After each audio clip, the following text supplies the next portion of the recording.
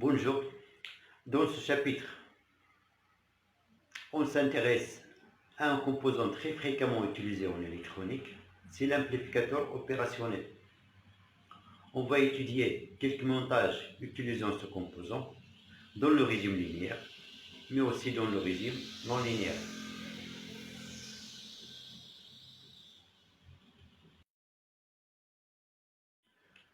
On va d'abord commencer par une description de ce composant.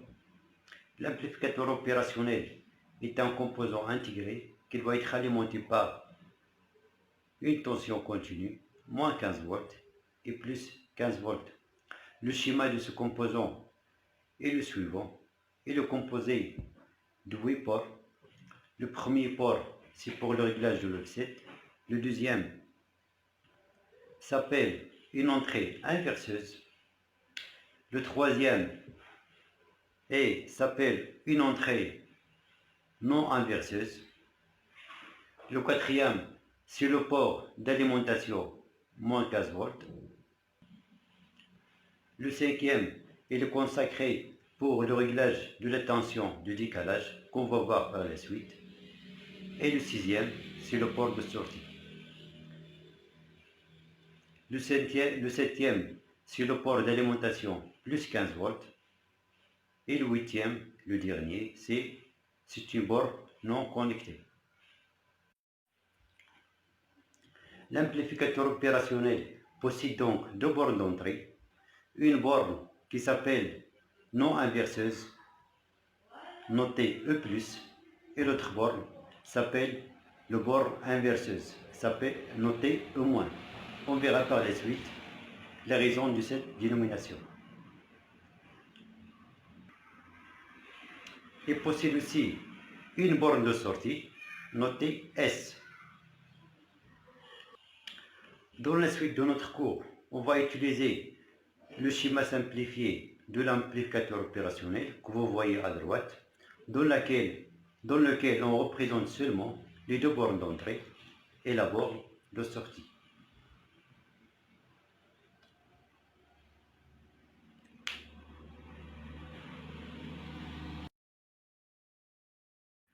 Dans la suite de notre cours, on va utiliser les notations suivantes. La tension S, c'est la tension au niveau de la sortie. La tension V-, c'est la tension au niveau de la borne inverseuse. La tension V+, c'est la tension au niveau de la borne non inverseuse. La tension I-, le courant I-, c'est le courant qui rentre dans la borne inverseuse. Et la tension et le courant I+, c'est le courant qui rentre dans la borne non inverseuse. Et on note E, c'est la différence de potentiel imposée entre les deux bornes. Ça veut dire que E est égal à V+, moins V-.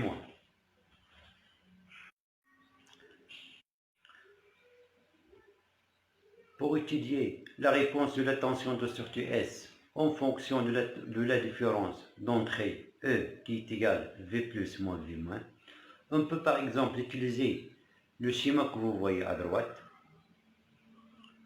en fixant la tension de l'entrée inverseuse à 0 et en connectant l'ingénieur sinusoïdal à l'entrée non inverseuse. Dans ce cas, on a la différence de potentiel imposée entre les deux bornes. E est égal à V+, moins V-, qui est égal à V+.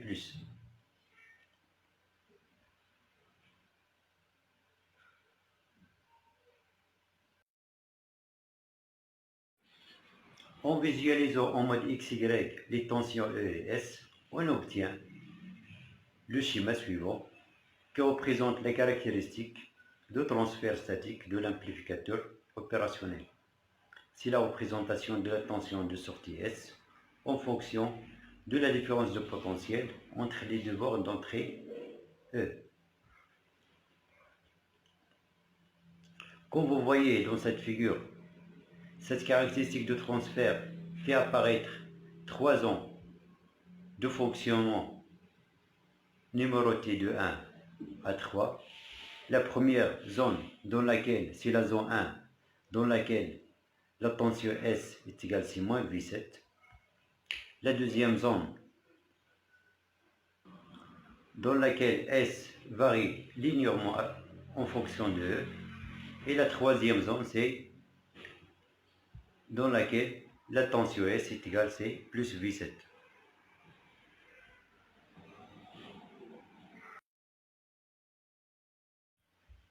Ces trois zones de fonctionnement de l'amplificateur opérationnel correspondent à deux types de régimes. Le premier régime, c'est le régime saturé. Ce régime, il correspond aux zones 1 et 3. Dans ce cas, la tension de sortie de l'amplificateur opérationnel est constante et indépendante de la valeur de tension différentielle d'entrée, E. On dit dans ce cas que l'amplificateur opérationnel est saturé.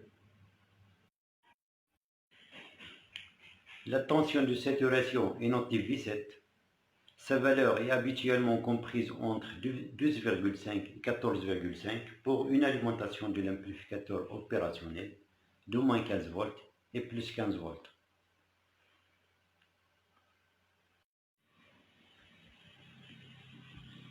En pratique, la tension de saturation négative n'est pas forcément égale en valeur absolue à la tension de saturation positive.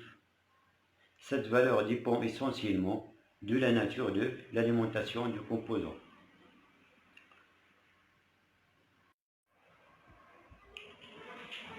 Lorsque l'amplificateur opérationnel est saturé, on dit qu'il fonctionne en régime non linéaire.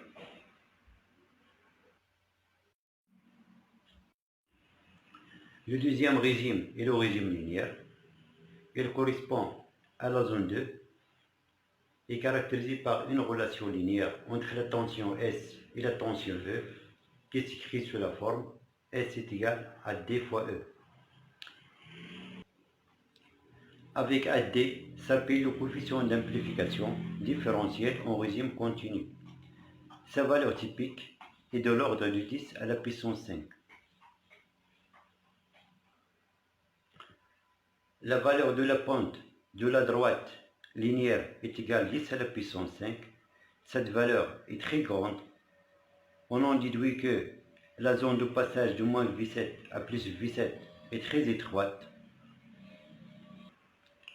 En effet, l'écart sur cette valeur de E est de l'ordre delta E est égal à 26 10 à la puissance moins 5 volts. Cette valeur de delta E, qui est égale à 26 10 moins 5, est très inférieure à 1. Il est donc en pratique très délicat de se placer dans la zone qui correspond à la zone linéaire. Mais le fonctionnement au régime linéaire n'est pas le seul fonctionnement de l'amplificateur opérationnel.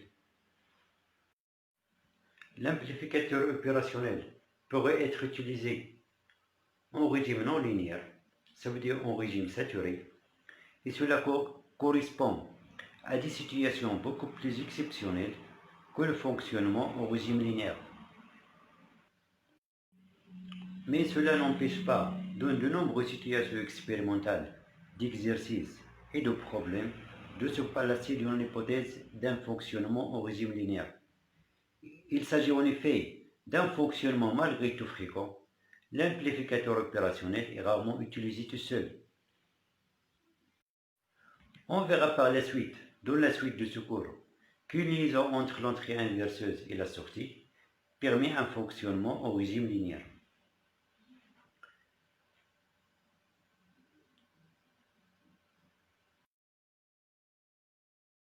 Très souvent, on utilise une idéalisation de l'amplificateur opérationnel du fait des valeurs de certaines grandeurs caractéristiques.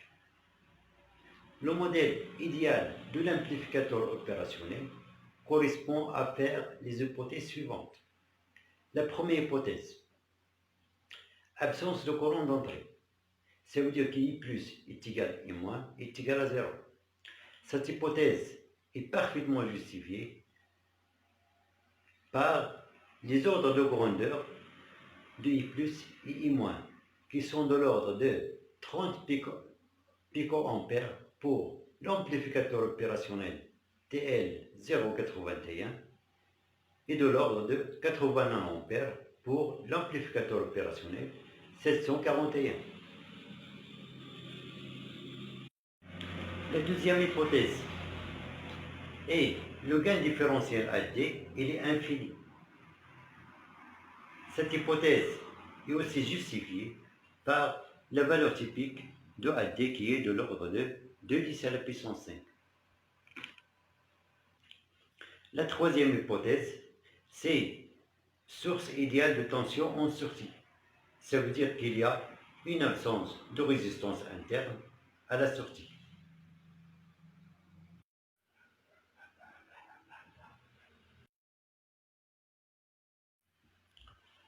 Pour un amplificateur opérationnel idéal à des temps vers l'infini, donc la caractéristique statique de l'amplificateur opérationnel idéal sera représentée comme vous voyez dans la figure que représente S en fonction de E.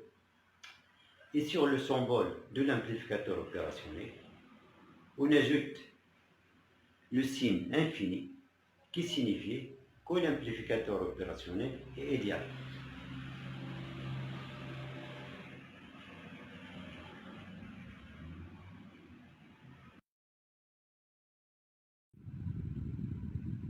Le modèle précédent, ça veut dire l'amplificateur opérationnel idéal, ne précise pas est-ce que l'amplificateur opérationnel fonctionne en régime linéaire ou en régime non linéaire, ça veut dire régime saturé. Si l'amplificateur opérationnel fonctionne en régime linéaire, l'hypothèse selon laquelle le coefficient AD tend vers plus l'infini implique que la zone de fonctionnement linéaire de la caractéristique de l'amplificateur opérationnel se réduit à une droite verticale, ce qui impose donc que le différentiel E qui est égal à V plus moins V moins est égal à 0.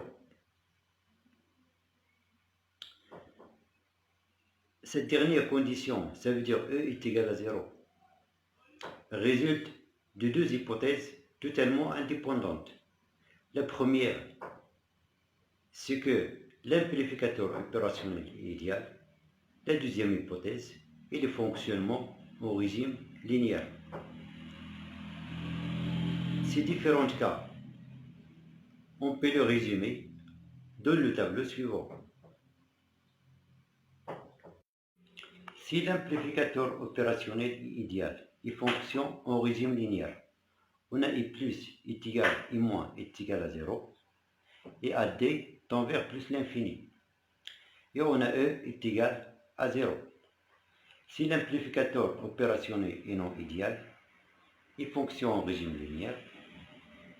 On a la tension de sortie S est égale à D fois E. Pour un amplificateur opérationnel idéal qui fonctionne en régime saturé, on a I plus, toujours I plus est égal à I moins est égal à 0, AD tend vers plus l'infini, et la tension de sortie Vs est égale plus ou moins V saturé.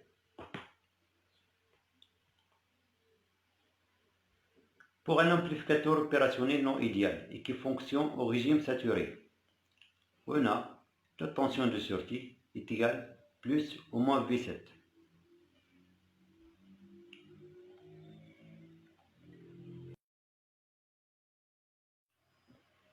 Le modèle de l'amplificateur opérationnel idéal n'est qu'un modèle qui est satisfaisant dans une large mesure. Cependant, dans un certain nombre de cas, on observe des écarts entre le comportement réellement observé et ceux qui sont prédits dans le cadre du modèle idéal. Il devient donc nécessaire de modifier ce modèle pour tenir compte de ces différences. L'objet de cette partie est de décrire un certain nombre de défauts de l'amplificateur opérationnel réel par rapport au modèle idéal. Commençons d'abord par la saturation en tension. La valeur absolue de la tension de sortie de l'amplificateur opérationnel ne peut pas dépasser une valeur appelée tension de saturation, qui est notée V7. Lorsque l'amplificateur opérationnel fonctionne au régime linéaire, il faut toujours vérifier que la valeur absolue de tension de sortie S ne dépasse pas V7. Car si S dépasse V7, les expressions qui auront été obtenues pour S en fonction des tensions appliquées aux entrées inverseuses et non inverseuses ne seront plus valables. En effet, la saturation basse et la saturation haute de l'amplificateur opérationnel pratiquement ne sont pas symétriques. Cette dissymétrie peut être due d'une part à une éventuelle dissymétrie de l'alimentation continue qui n'est pas exactement plus 15 volts et moins 15 volts, et d'autre part à une dissymétrie intrinsèque de l'amplificateur opérationnel. Je rappelle que les tensions de saturation sont habituellement comprises entre 12,5 et 14,5 volts pour une alimentation continue de moins 15 volts et plus 15 volts. En fonctionnement linéaire de l'amplificateur opérationnel, lorsque le signal d'entrée est sinusoïdal, la tension de sortie doit être aussi sinusoïdale, sauf si la valeur absolue de S devient supérieure aux tensions de saturation pour certains intervalles de temps. Dans ce cas, au lieu d'avoir un signal sinusoïdal à la sortie, on obtient un signal écrêté, comme vous voyez dans la figure. La seule solution pour pallier ce problème est de diminuer l'amplitude du signal d'entrée.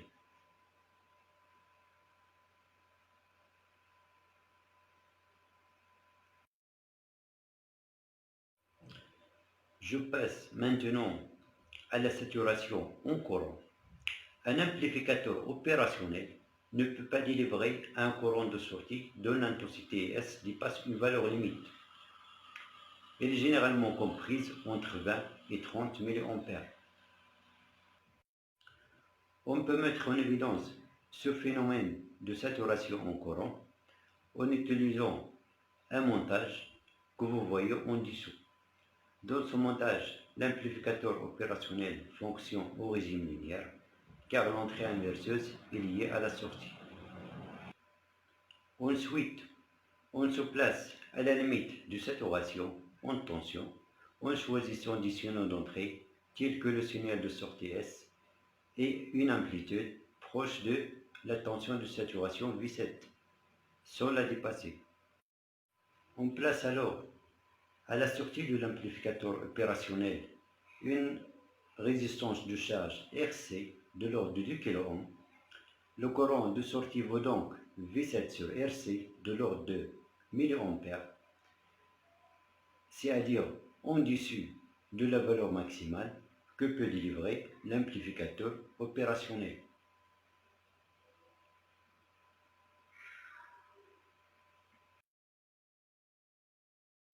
Si on fait diminuer la valeur de RC, en pratique, pour diminuer la valeur de RC, on utilise un potentiomètre comme résistance, puisque les autres paramètres restent constants.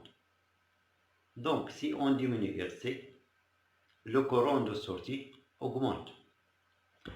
Et à partir d'une certaine valeur de RC, on observe que le signal de sortie, qui est sinusoïdal au départ, est écrêté. On a donc une saturation.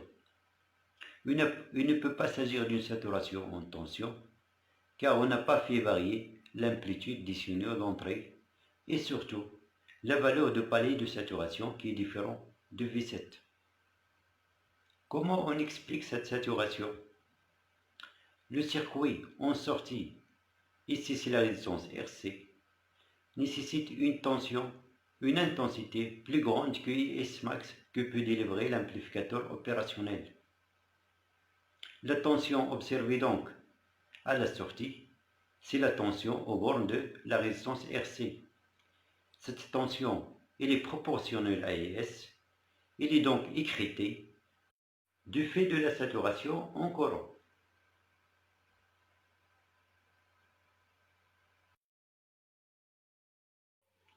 Je passe maintenant au comportement en fréquence de l'amplificateur opérationnel réel.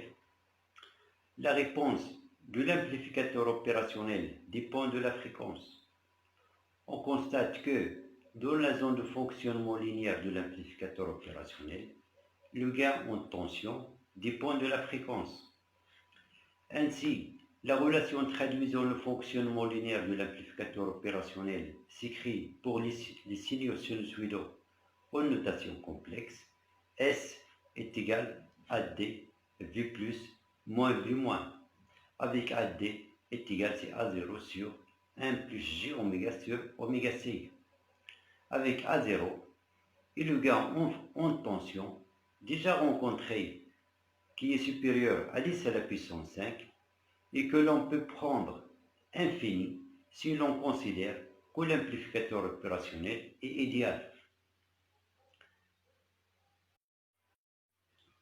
Sur l'expression de la fonction de transfert ainsi définie, on voit que l'amplificateur opérationnel se comporte comme un filtre passe-pas de premier ordre. Ce comportement est en effet imposé par la structure interne du composant. La pulsation de coupure oméga C est de l'ordre de 100 radians par seconde. Ainsi, la caractéristique d'un amplificateur opérationnel réel est différente de celle de l'amplificateur opérationnel idéal dans la zone de fonctionnement linéaire.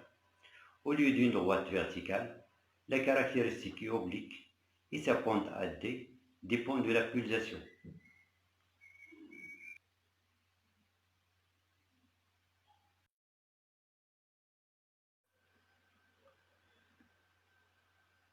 Je passe maintenant à l'étude de la stabilité d'un montage à amplificateur opérationnel, ça veut dire l'étude de la stabilité d'un circuit qui contient un amplificateur opérationnel. L'étude de la stabilité d'un montage à amplificateur opérationnel permet de dire si l'amplificateur opérationnel peut fonctionner en régime linéaire ou en régime de saturation. Pour étudier la stabilité d'un montage à amplificateur opérationnel, on fait l'hypothèse que ce dernier fonctionne au régime linéaire et on établit l'équation différentielle liant la tension de sortie S et les tensions d'entrée. Pour cela, on se place le plus souvent dans l'hypothèse de signaux sinusoïdaux et on utilise le passage de la fonction de transfert à l'équation différentielle. Lors de l'établissement de l'équation différentielle, on ne considère plus l'amplificateur opérationnel comme idéal, mais on tient compte de son comportement en fonction de la fréquence. Ça veut dire on considère que l'amplificateur opérationnel est un filtre de premier ordre. Ainsi, après l'établissement de l'équation différentielle, le montage sera stable si tous les coefficients de l'équation différentielle sont de même signe. Dans ce cas, on peut dire que l'amplificateur opérationnel fonctionne en régime linéaire. S'il est stable, ça veut dire qu'il fonctionne en régime linéaire. Si il est instable, ça veut dire qu'il fonctionne en régime de saturation.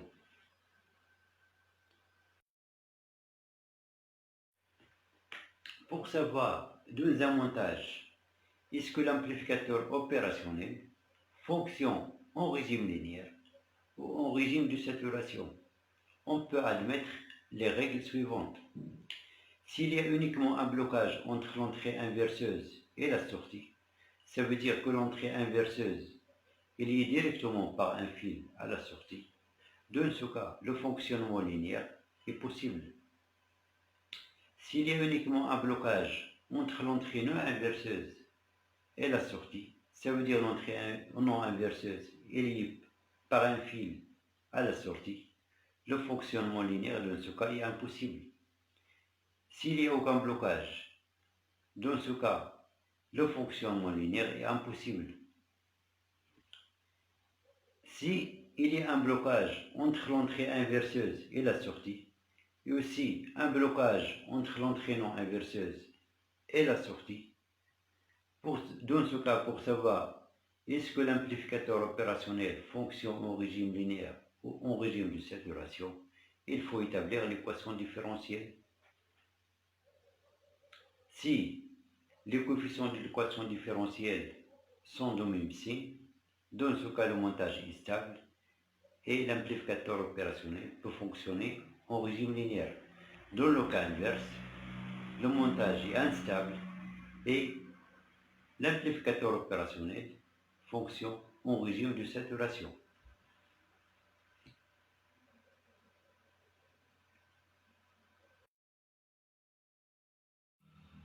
Je passe maintenant à une autre définition, c'est la vitesse de balayage.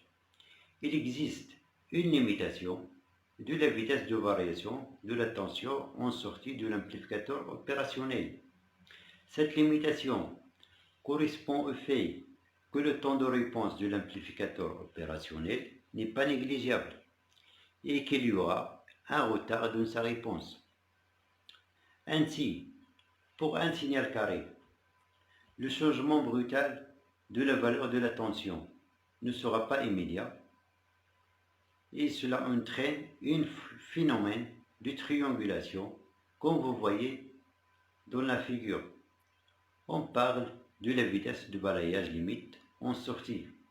Ainsi, comme vous voyez dans la figure qui représente la tension S en sortie en fonction du temps, au lieu d'avoir un signal carré en sortie, on obtient un signal déformé à cause du phénomène de triangulation. On parle ainsi de la vitesse de balayage limite en sortie. Usuellement, la vitesse limite est de l'ordre de 0,5 volts par mètre seconde dans le cas de l'amplificateur opérationnel 741 et de l'ordre de 10 volts par mètre seconde dans le cas pour l'amplificateur opérationnel TL081.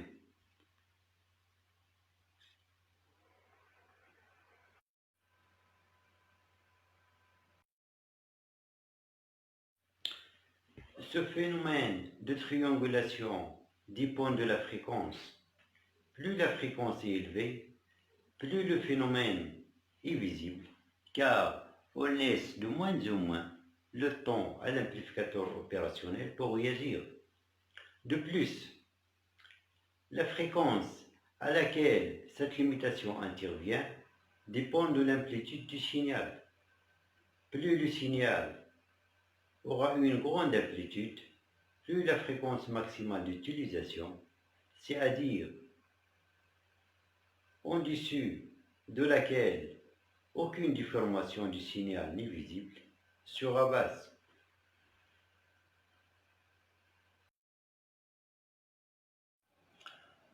Je passe maintenant aux impédances d'entrée et de sortie d'un amplificateur opérationnel. Dans le modèle idéal, l'impédance d'entrée d'un amplificateur opérationnel est infinie et l'impédance de sortie est nulle. Mais en réalité, l'impédance d'entrée n'est pas nulle, mais elle est modélisable par une résistance de très grande valeur qui varie entre 100 kΩ et 10 GΩ. De même, l'impédance de sortie d'un amplificateur opérationnel n'est pas nulle, mais elle est assimilable à une résistance de très faible valeur, de l'ordre de quelques ohms. Donc, on peut ainsi modéliser la sortie, comme vous voyez dans la figure, par un générateur de type nain avec une résistance interne très faible.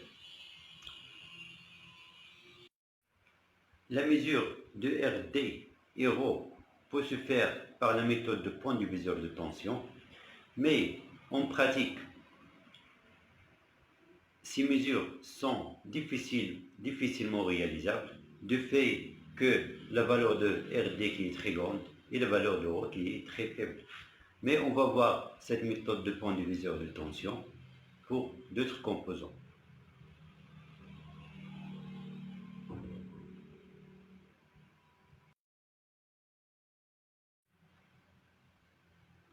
Je passe maintenant à l'étude de l'une des montages à amplificateur opérationnel qui fonctionne au régime linéaire, c'est le montage Sweever.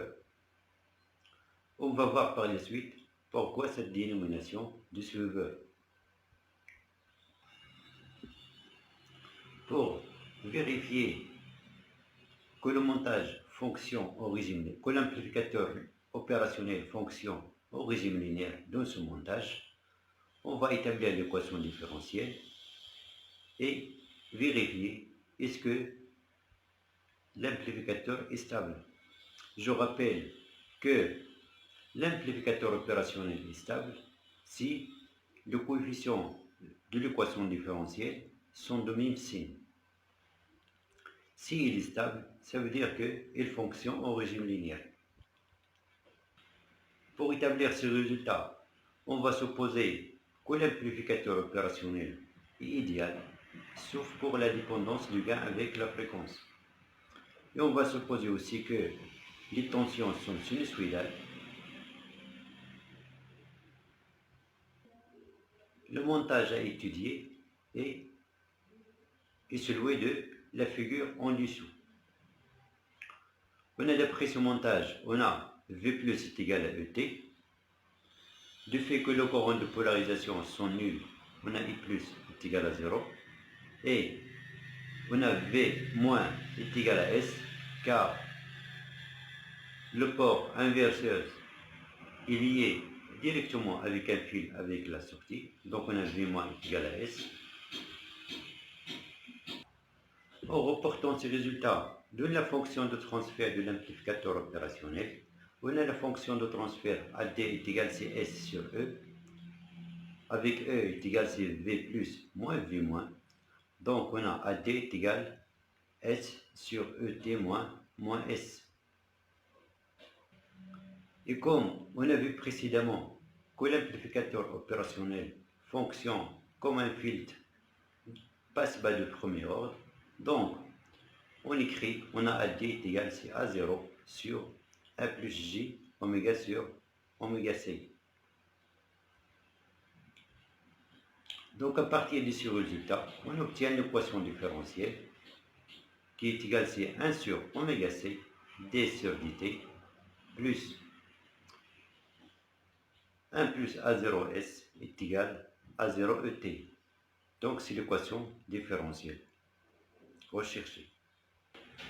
D'après cette équation différentielle, on a le coefficient 1 sur oméga C et 1 plus A0 sont tous les deux positifs, donc ils sont de même signe.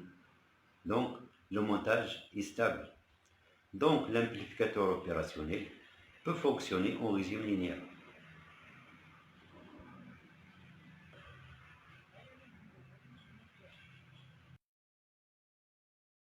Si on suppose que l'amplificateur opérationnel est idéal, on peut écrire que I plus est égal à I moins est égal à 0. Et on constate expérimentalement que l'amplificateur opérationnel fonctionne en régime linéaire. Donc on peut écrire, d'après le tableau qu'on a vu précédemment, que E est égal à V plus moins V moins est égal à 0. Ça veut dire que V plus est égal à V moins. On peut donc déduire que la tension de sortie est égale à ET. On peut donc justifier le nom suiveur donné à ce montage. La tension de sortie est égale à la tension à vide du générateur placé à l'entrée du montage. Ça veut dire que la sortie suit l'entrée. C'est pour cela la dénomination suiveur. On peut se demander quelle est l'utilité de ce montage. Puisque la tension de sortie est égale à la force électromotrice du générateur Pourquoi on n'a pas branché directement le générateur aux bornes de la résistance de charge RC, comme vous voyez dans la figure en dessous? Si on réalise ce montage que vous voyez sur l'écran, en utilisant le diviseur de tension, on peut écrire que la tension aux bornes de RC est égale à RC sur RC plus ZT est égale ET. On constate que la tension S dépend de l'impédance interne ZT du générateur. Pour que S ne dépende pas de ZT, il faut que ZT soit négligeable devant RC. Or, ce n'est pas toujours le cas. Donc, le montage suivant permet d'avoir une tension au bord de la charge RC indépendante de l'impédance interne du générateur utilisé. Autrement dit, le courant débité par le générateur est égal à I+, qui est quasi nul. On a ainsi transformé le générateur réel en un générateur parfait. On peut donc dire qu'on a réalisé une adaptation d'impédance pour le transfert de tension.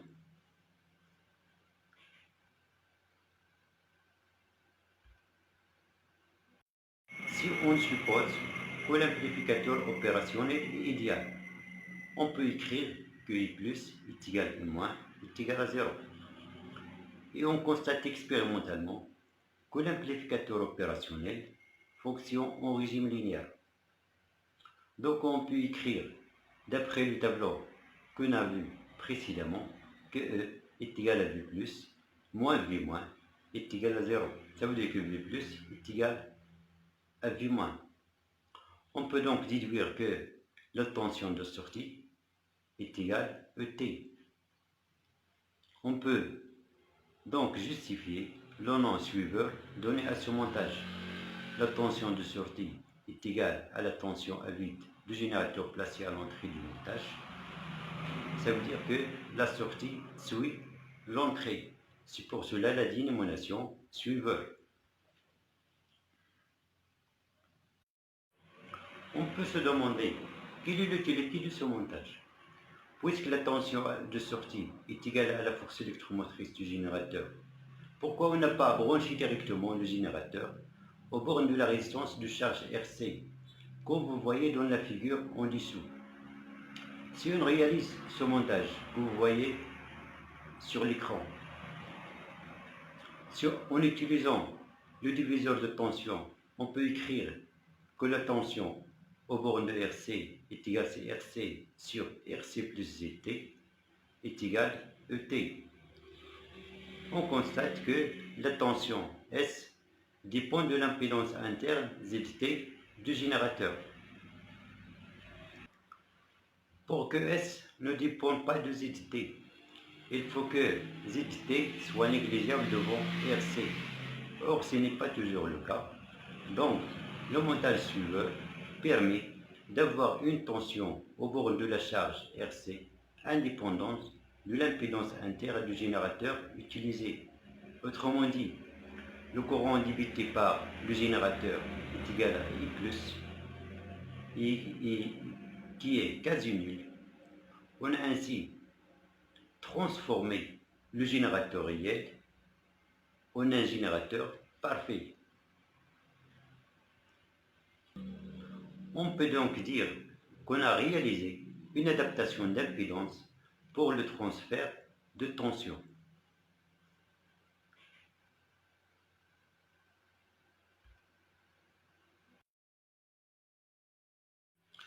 Le montage suivant fonctionne en régime linéaire, donc la tension de sortie est toujours inférieure à la valeur absolue de la tension de saturation qui est égale à V7.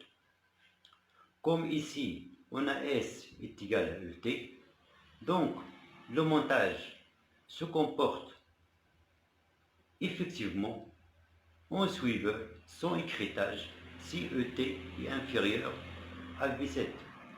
Si on a l'inverse, si on a ET supérieur à V7, la tension la tension obtenue à la sortie sera écritée.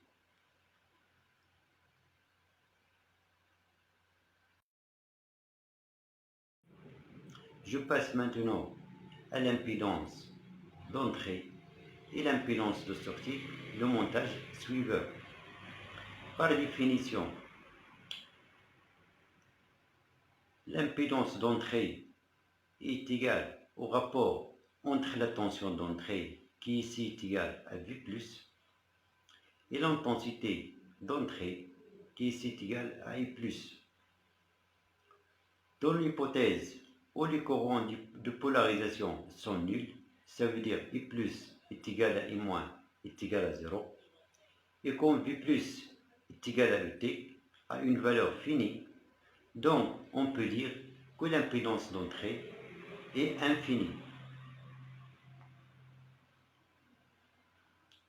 Si on tient compte des courants de polarisation, I+ et I-, ces derniers sont très faibles et l'impédance d'entrée est donc à une très grande valeur, notamment devant l'impédance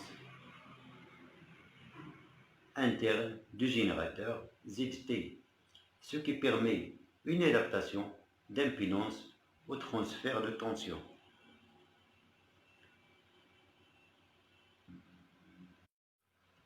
La sortie de ce montage suiveur peut être représentée par un générateur de Thevenin de résistance interne ρ. Cette résistance interne s'appelle la résistance de sortie de montage. On peut donc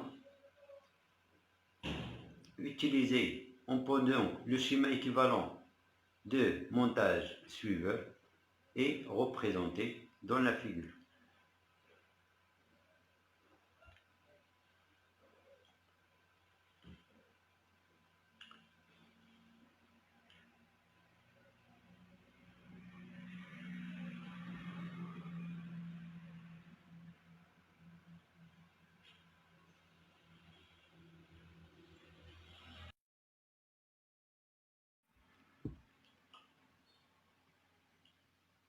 Je passe maintenant à un autre montage à amplificateur opérationnel qui s'appelle montage amplificateur non inverseur.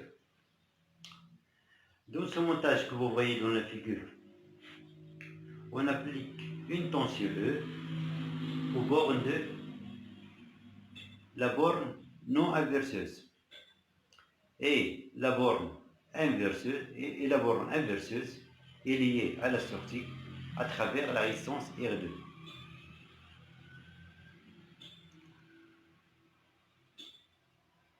On suppose que l'amplificateur opérationnel est idéal. On a donc E qui est égal à V+ moins V- est égal à 0. Comme vous voyez dans la figure, on a V+ est égal à E.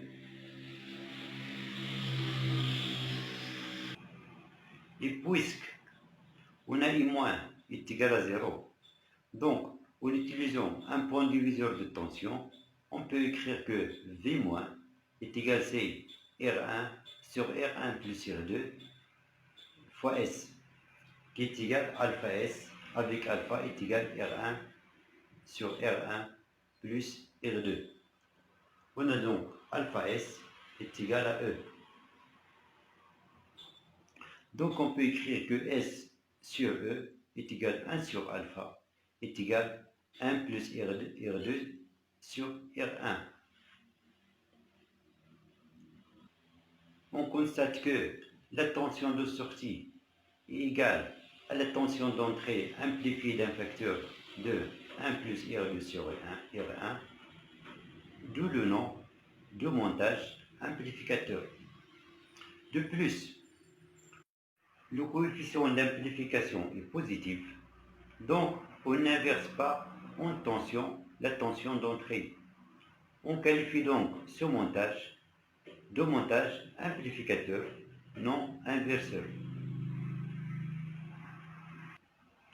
On peut remarquer aussi d'après la figure que la tension d'entrée E est reliée à la borne non inverseuse de l'amplificateur opérationnel.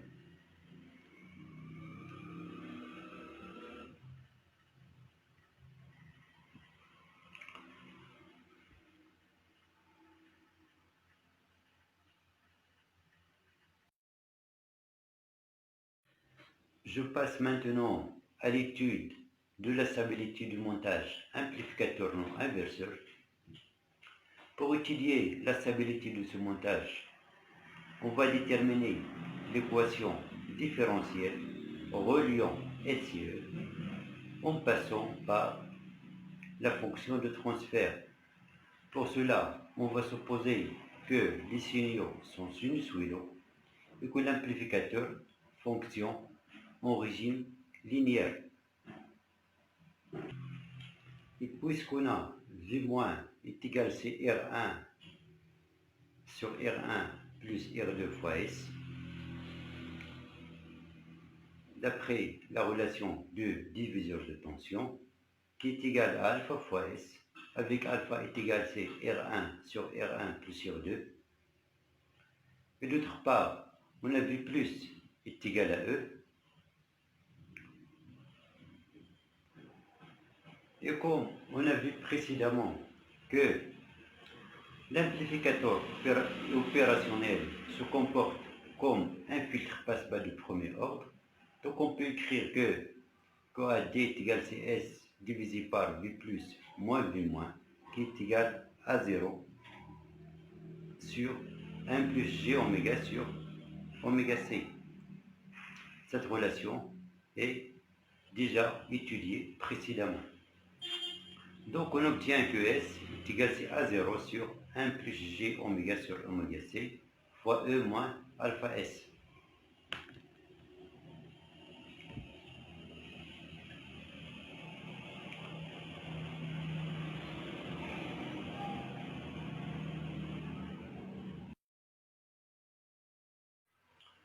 Donc on obtient la fonction de transfert qui est égale à S sur E, qui est égale à 0 sur 1 plus alpha à 0 plus G oméga sur oméga C. Donc alpha 1 plus alpha à 0 fois S plus G oméga sur oméga C fois S est égal à 0 fois E. En passant à la notation réelle, en transformant G oméga par D sur dt, on obtient l'équation différentielle qui s'écrit sous la forme 1 plus alpha à 0 fois S plus 1 sur oméga C delta S ds pour dt est égal à 0 fois E. Les coefficients de cette équation différentielle 1 plus alpha à 0 et 1 sur oméga C sont positifs, donc ils sont de même signe, donc le système est stable et l'amplificateur opérationnel peut fonctionner en régime linéaire.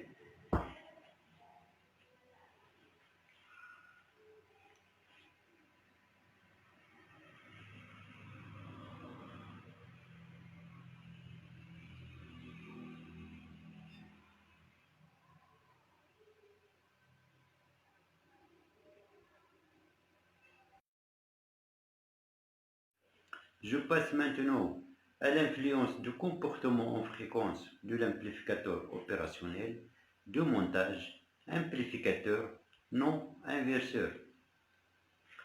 À partir de la fonction de transfert du montage trouvée précédemment, on peut réécrire cette relation sous la forme canonique d'un filtre passe-bas de premier ordre en faisant apparaître le terme 1 plus J oméga sur oméga prime au dénominateur. On a, d'après la relation précédente, on a la fonction de transfert qui est égale à S sur E qui est égale à 0 sur 1 plus alpha à 0 plus G oméga sur oméga C. On écrit cette relation sous la forme que vous voyez. H est égal à S sur E est égal à 0 sur 1 plus alpha à 0 sur 1 plus J oméga sur 1 plus alpha à 0 oméga C. En pesant A'0 est égal à 0 sur 1 plus alpha à 0 et oméga prime C est égal à oméga C fois 1 plus alpha à 0. Donc, on peut donc écrire la fonction de transfert H sous la forme A0' sur 1 plus J oméga sur oméga prime C. On retrouve bien la forme canonique d'un filtre passe-bas de premier ordre. Donc on peut dire que le montage amplificateur non inverseur se comporte comme un filtre passe-bas de premier ordre lorsqu'on tient compte du comportement en fréquence de l'amplificateur opérationnel.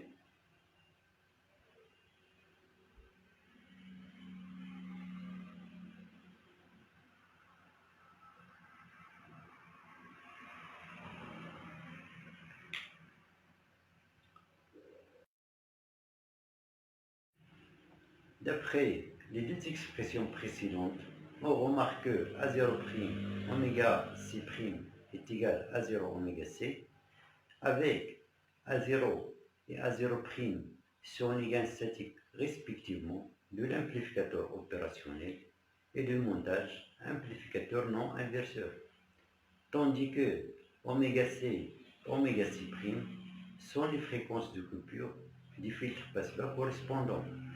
On peut donc dire que le produit gain bande passante est conservé.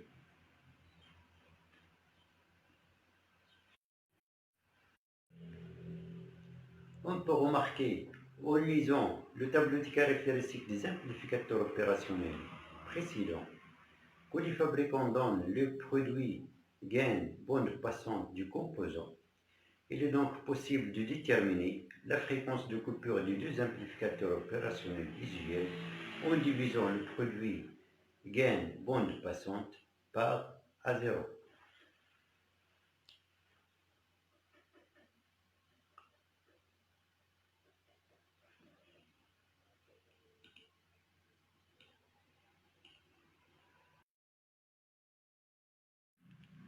Je passe maintenant à notre exemple de montage à amplificateur opérationnel, c'est l'amplificateur inverseur. Le montage correspondant est représenté dans le schéma de ce montage. L'entrée non inverseuse est liée à la masse, donc on peut dire que V plus est égal à 0, et l'entrée inverseuse est liée à la sortie à travers la résistance R2.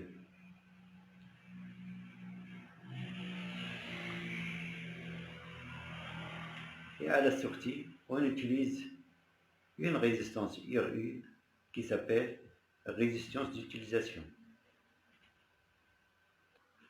Pour étudier ce montage, on fait les hypothèses suivantes. La première hypothèse est que l'amplificateur opérationnel est idéal. Ça veut dire que I plus est égal à I moins est égal à 0. Et le gain, il est infini. Et la deuxième hypothèse est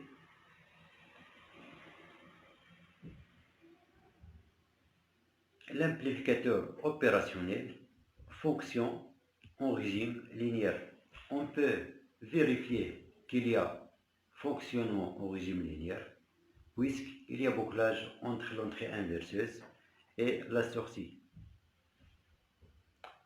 Donc le montage peut fonctionner au régime linéaire. Le montage, l'amplificateur opérationnel est idéal et fonctionne au régime linéaire. Donc on peut écrire que E qui est égal à V plus moins V moins est égal à 0. Donc V plus est égal à V moins. En utilisant la loi d'Email, exprimer la loi du nœud, en utilisant la loi du nœud exprimée en termes de potentiel en A, en tenant compte de I- qui est égal à 0, donc on arrive à la relation suivante. E moins V moins sur R1 est égal à V moins moins S sur R2. Et puisque V plus est égal à V moins est égal à 0, donc on arrive à la relation S sur E est égal à moins R2 sur R1. Cette relation valable seulement si la valeur absolue de S est inférieure à V7. Sinon, il y aura écritage de la tension S et la relation ne sera plus vérifiée. Ce montage porte le nom d'amplificateur en raison du rapport R2 sur R1 et le nom inverseur en raison du signe moins qui existe de la relation. Si R2 inférieur à R1, la tension d'entrée n'est pas amplifiée, mais elle est atténuée.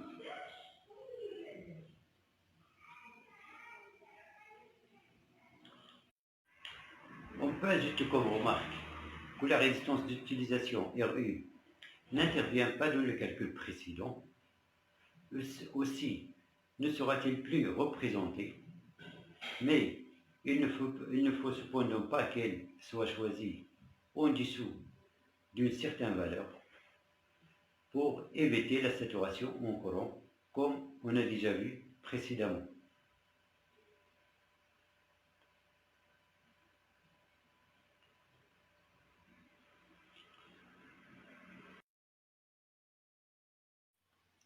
Je passe à un autre exemple de montage, c'est le montage sommateur. Le schéma correspondant est représenté dans la figure. Pour étudier ce montage, on va utiliser les mêmes hypothèses que précédemment. La première hypothèse, on va considérer que l'amplificateur opérationnel est idéal. Ça veut dire que I plus est égal à I moins est égal à 0 et le gain est infini. Pour la deuxième hypothèse, on vérifie qu'il y a bouclage entre l'entrée inverseuse et la sortie.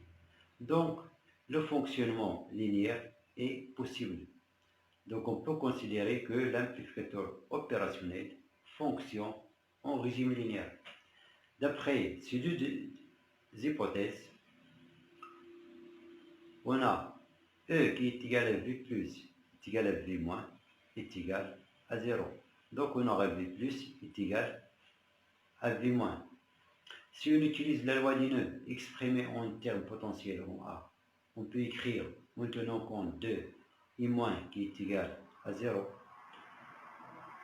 On arrive à E1 moins V moins sur R1 plus E2 moins V moins sur R2 est égal à V moins moins S sur R. Et sachant que V plus est égal à V moins est égal à 0, donc on arrive à l'expression de la tension de sortie S qui est égale à C moins R multiplié fois E1 sur R1 plus E2 sur R2. La même chose, cette relation valable seulement si la valeur absolue de S est inférieure à V7. Si on a l'inverse, si S, la valeur absolue de S est supérieure à VS, à V7, on a l'écritage, il y aura écritage de la tension de sortie et donc la relation ne sera plus vérifiée.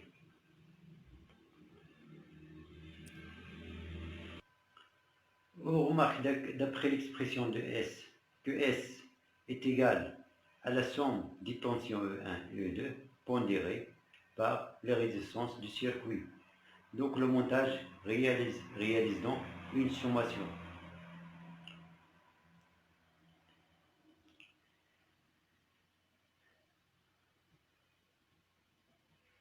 S'il y a un résistor connecté à l'entrée inverseuse, donc la tension de sortie dans ce cas sera égale à S est égal à C moins R fois la somme de 1 jusqu'à N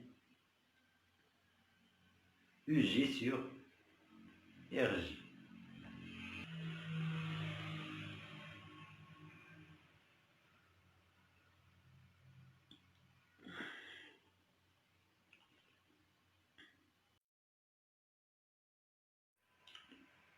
Le dernier montage en régime linéaire sera le montage dérivateur. Le schéma correspondant est représenté dans la figure. On va travailler par les mêmes hypothèses que précédemment. La première hypothèse est l'amplificateur opérationnel idéal. Ça veut dire on a I plus est égal, I moins est égal à 0. Et le gain, il est infini. On vérifie la deuxième hypothèse. On a l'entrée inverseuse est liée à la sortie. Donc, l'amplificateur opérationnel peut fonctionner en régime linéaire. Donc, on a les deux hypothèses, amplificateur opérationnel idéal et le fonctionnement au régime linéaire. Donc, on déduit que E qui est égal à V plus moins V moins est égal à 0. Ça veut dire que V plus est égal à V moins.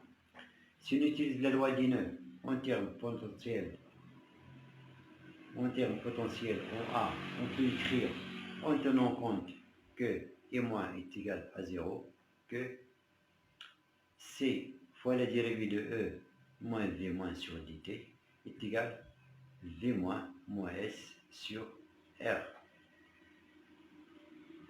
Et puisque V plus est égal à V moins est égal à 0, on arrive à l'expression de S qui est égale, c'est moins RC delta E sur delta T. De la même chose, cette relation valable seulement si la valeur absolue de S est inférieure à V7. Si la valeur absolue de S est supérieure à V7, la tension de sortie sera écritée et la relation ne sera plus vérifiée.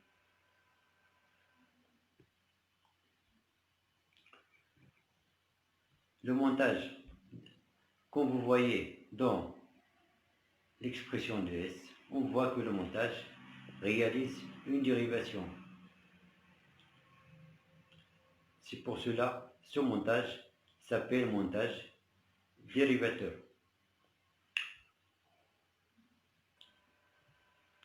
On peut également effectuer le calcul précédent en utilisant des notations complexes.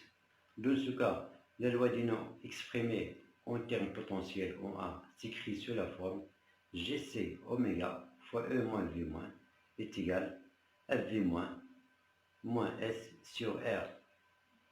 Et puisque V plus est égal à V moins est égal à 0, donc on obtient l'expression de S en notation complexe qui est égale, c'est moins GRC oméga fois E.